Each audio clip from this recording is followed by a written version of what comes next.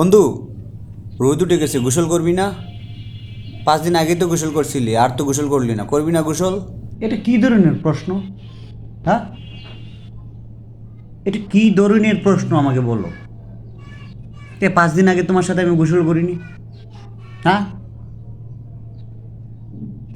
5 দিন আগে তোমার সাথে গোসল করিনি। ওই যে গরম পানি করলাম, 1 বালতি গরম পানি করলাম, তারপর গোসল করলাম। আজকে আবার তুমি প্রশ্ন করতেছো, কিরে রোদ উঠে গেছে গোসল করবি না? হ্যাঁ, রোদ উঠে গেছে, আমি দেখতে পাচ্ছি। তা আমাকে যেভাবে অপমান করা হচ্ছে, এটা কিন্তু কেউ মানবে না, কেউ মেনে নেবে না এই ধরনের অপমান। 5 দিন আগে যে জায়গায় আমি গোসল করেছি সেই জায়গায় তুমি আজকে আমাকে প্রশ্ন করতেছো, কিরে গোসল করবি না? বাহ, হাতের 5টা আঙ্গুল সমান হয় না। তুমি 2 দিন পর পর গোসল করো, হ্যাঁ ভালো কথা, 2 দিন পর পর গোসল করো। আমি কি গোসল না করে আছি নাকি?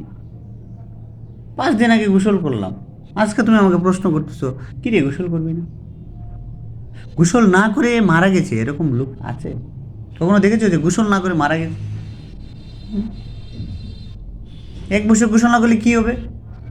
কি হবে 1 বছর গোসল না করলে? মানুষ মারা যাবে? এসব প্রশ্ন এই শীতের সময় এসব প্রশ্ন করবো না। হুম?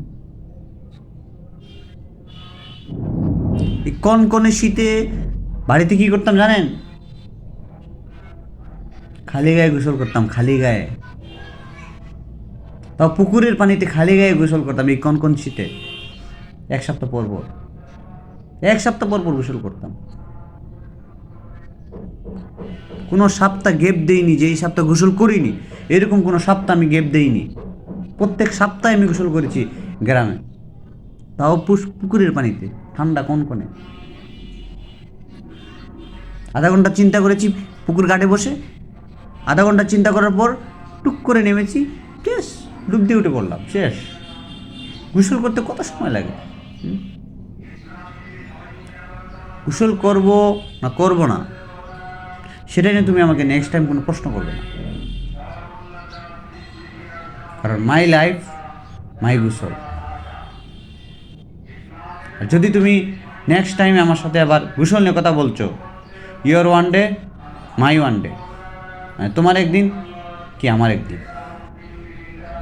ঠিক আছে, চুপ থাকবা, চুপ, একদম চুপ থাকবা, গোসল নিয়ে কোনো কথা বলবো না।